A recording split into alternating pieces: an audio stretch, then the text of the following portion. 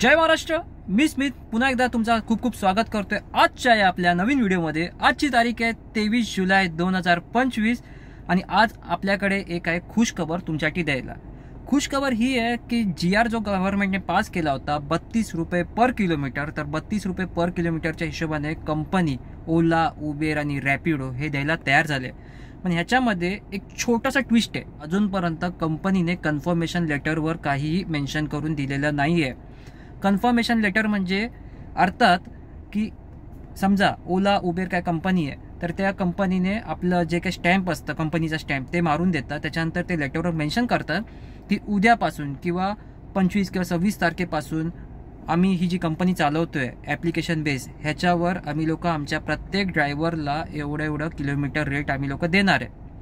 ह्याचं अजूनपर्यंत लेटर वगैरे काही दिलं नाही आहे. म्हणजे तोंडी सांगितलं आहे आणि तोंडी सांगून 24 तासाचा टाईम मागितला. आता बघा 24 तासाच्या टाईममध्ये काही चेंजेस होऊ शकतं, पण कुठेतरी असं आपल्याला वाटतं की हा बाबा भरोसा आपण पण ठेवू शकतो. कारण काय माहिती, आपण पण मुंबईमध्ये राहतो, हे लोक पण मुंबईमध्ये राहतात, तर कुठे ना कुठे एवढं पण हे लोक फसवणार नाही असं वाटतंय. तर बघा 90% जे आहे आपलं काम झालेलं आहे. आता 10% कुठेतरी बिघडलंय. जसं 5% ह्याच्यात बिघडलंय की ह्या लोकांनी अजूनपर्यंत आपल्याला कन्फर्मेशन हे दिलेलं नाही आहे. 5% अजून कुठे बिघडलंय ते पण तुम्हाला क्लिअर करतो. आता गव्हर्नमेंटचा GR आहे त्याच्यामध्ये अजून टर्म्स अँड कंडिशन आहेत. GR मध्ये असे टर्म्स अँड कंडिशन आहे की 32 रुपये पर किलोमीटर मिनिमम तुम्हाला द्यायचं आहे. पण मिनिमममध्ये एक छोटीशी टर्म्स अँड कंडिशन आहे जे आहे 0.25% मायनस कंपनी करून देऊ शकते. अर्थात जर कंपनीला असं वाटतं की 32 रुपयेपर्यंत जर आपण कस्टमरकडून घेतोय आणि तो पॉक्युमॉन द्यायला तयार नसेल तर आपण काय करायचं. तर ह्यासाठी गव्हर्नमेंट काय सांगते 32 रुपयाचा जो 25% ठीक आहे तेवढी अमाऊंट तुम्ही लेस करून तुम्ही घेऊ शकतात. म्हणजे अर्थात 24 रुपये. तर 24 रुपयेपर्यंत मिनिमम आपण बिल जो आहे तो कस्टमरकडून घेऊ शकतो. म्हणजे अर्थात ओला, उबेर आणि रॅपिडो कंपनी ही कस्टमरकडून एवढं बिल घेऊ शकते. आता 24 रुपयेमध्ये जर तुम्ही लोक सॅटिस्फाईड आहात की नाही हे मला नाही माहिती, पण बरेच जण असे म्हणतील की 24मध्ये काय मजा येणार, 24मध्ये काम करावं लागेल, तर असं नाही आहे. तुमचा जो बिल आहे ना हा 32च्या पुढे अजून वाढू शकतो. हा जाऊ शकतो 48 पर्यंत. म्हणजे गव्हर्नमेंटने काय सांगितलं 1.5x ठीक आहे, म्हणजे 1.5 पट तुम्ही बिल घेऊ शकतात. जिथे 100 होते तर 100च्या जागेवर 150 ठीक आहे. एक एक्झाम्पल सांगतोय. तसंच जिथे 32 होते तर 32चं जे 1.5 पट आहे ते होते 48. म्हणजे 48 पर्यंत मॅक्झिमम कंपनी एका कस्टमरला चार्ज करू शकते. अगोदर कसं असायचं 3.5x 4.5x काही कंपनी चार्ज करायची. आता तसं नाही आहे. एक लिमिट आहे 48 रुपीज पर किलोमीटर हा फायनल आहे. त्याच्यात 48 रुपीज पर किलोमीटरच्या वर बिल जायला नाही पाहिजे. आणि त्याचबरोबर जो मिनिमम बिल आहे तो 24च्या खाली नाही यायला पाहिजे. आता बरेच जण म्हणतील की पीक टायमिंगला काय, तर पीक टायमिंगला तुम्ही 48 पर्यंतचा मजा मारू शकतात. आणि 48 पर्यंतचा जो पर किलोमीटरचा बिल आहे तो मला तरी असं कुठेतरी वाटतो तो चांगला ऑप्शन आहे. त्याचबरोबर याच्यात अजून एक सही आहे, एकदम मस्तवाला आयटम आहे, ते हे आहे की 24 रुपीज पर किलोमीटर जर तुम्हाला भेटतंय तर नॉन पीक टायमिंगला पण तुम्हाला 24 रुपये पर किलोमीटर भेटतं.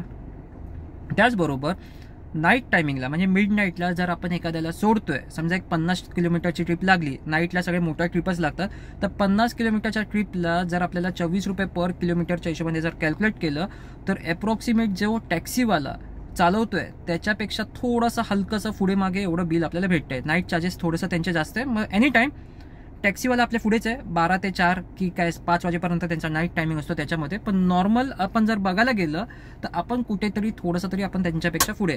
आता बऱ्याच जणांच्या मनात हा पण प्रश्न आला असेल की भाऊ जर 32 रुपये पर किलोमीटर भेटत आहेत म्हणजे 10 किलोमीटरचे 320च झाले, एवढंच होणार आहे का, तर नाही तसं नाही आहे. 10 किलोमीटरचे बघा 320 रुपये होणार आहे हे किलोमीटरच्या हिशोबामध्ये. पण समजा त्या ट्रिपला कंप्लीट करायला तुम्हाला 60 मिनिटं लागली तर प्रत्येक मिनिटाचा 1 रुपया आणि 1 रुपये 5 पैसे असं काय काय कंपनी कॅल्क्युलेट करते. आपण एक एक्झाम्पल पकडूया की 1 रुपया पकडूया, तर 1 रुपयाच्या हिशोबाने 60 रुपये ते आपल्याला वेगळे भेटणार. एक बेस फेअर असतो तो पण आपल्याला भेटणार, कारण आपण कस्टमरच्या पिकअप लोकेशनवर त्यांना पिकअप राहतोय, तर तो आपला डेट रन असतो. डेट रन म्हणजे त्याचे आपल्याला काही पैसे नाही भेटत, म्हणून कंपनी काय विचार करते हे जे पैसे आहेत ते आपण कस्टमरकडून ॲज अ बेस फेअरमध्ये आपण कलेक्ट करायचे. तर त्यानुसार जे 320 रुपये बिल होणार आहे 10 किलोमीटरचं, 320च्या जागेवर 400 450 रुपये बिल होऊ शकतं. पण त्याच्यात अजून एक टर्म्स अँड कंडिशन आहे, ती सगळ्यांना लागू होणार आहे.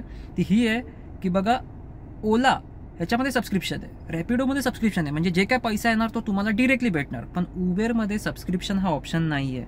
म्हणजे अर्थात जर त्या कस्टमरचं बिल होत असेल 400 रुपये, तर 400मध्ये उबर कंपनी 25% आपलं कमिशन घेणार. 25% कमिशन घेतल्यानंतर आपल्याला किती रुपये भेटत आहेत? 300 रुपये. म्हणजे थोडक्यात म्हणायला गेलं तर ह्याच्यात जो फायदा होणार आहे आपल्याला जर काम करायचा, तर तो फक्त आणि फक्त ओला आणि रॅपिडो या कंपनीमध्ये काम करण्यात आपल्याला फायदा होणार आहे. पण उबरमध्ये फायदा नाही होणार अनलेस अँड अंटिल त्यांचं सबस्क्रिप्शन प्लॅन वगैरे असं काही स्कीम इन फ्युचर येत नाही तोपर्यंत. बरेच जण सांगत होते की पुण्याला की नाशिकला, एक्झॅक्टली मला माहित नाही लोकेशन, पण तुम्ही जर त्या लोकेशनवरून बघत असाल देन प्लीज नक्की कमेंट करा की पुणा की नाशिकला त्यांचा सबस्क्रिप्शन प्लॅन हा चालू आलाय. उबरमध्ये आय थिंक अर्टिगासाठी खास करून तो मुंबईमध्ये सबस्क्रिप्शन प्लॅन चालू आले. जुन्या जितके पण ओनर्स आहेत किंवा ड्रायव्हर्स आहेत त्यांच्यासाठी, पण अजूनपर्यंत मिनी किंवा सिडन गाडीसाठी सबस्क्रिप्शन प्लॅन काहीही अजूनपर्यंत अपडेट आलेलं नाहीये. जर इनकेस सबस्क्रिप्शन प्लॅनचं काही अपडेट आलं तर मी तुम्हाला लवकरात लवकर त्याचा पण व्हिडिओ बनवून सांगेन. आणि सबस्क्रिप्शन प्लॅन हा सगळ्यात जास्त असणार आहे बेस्ट आपल्या सगळ्या लोकांसाठी.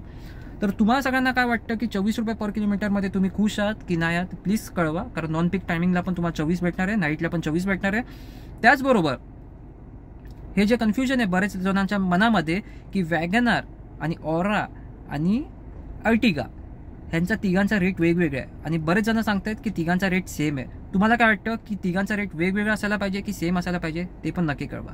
एनिवेज आजचा मला वाटतं हा अपडेट जो आहे हा लास्ट अपडेट असेल. त्याच्यावर मला नाही असं वाटत की काही वेगळं काय अपडेट येणार आहे किंवा स्ट्राईक वगैरे काय होणार आहे. कारण स्ट्राईक जे होणार होतं ते त्यांनी 2 दिवसाची पोस्टपोन केलं आहे. म्हणजे आजचा दिवस आपण टाइम दिला कंपनीला, त्याचबरोबर गुरुवार म्हणजे उद्याचा दिवस म्हणजे अर्थात 24 जुलै 2025 पर्यंतचा एक टाइमलाईन आपण दिला आहे कंपनीला. आता बघूया कंपनी काय विचार करते, कसं काय लेटर वगैरे काय फॉर्मॅट बनवून देते ते सगळं बघायला पाहिजे. म्हणजे ऑलमोस्ट जी डिमांड आहे, जी मेन डिमांड होती प्राइस रिलेटेड ती तर कम्प्लीट झाली आहे. नंतर येते बाईक टॅक्सीचं पण बघितलं आणि त्याचबरोबर भरपूरसे असे आहेत वेगवेगळे डिमांड्स जे आहेत की ज्यांचे ID ब्लॉक झाले ते पण अनब्लॉक करायचे आहेत.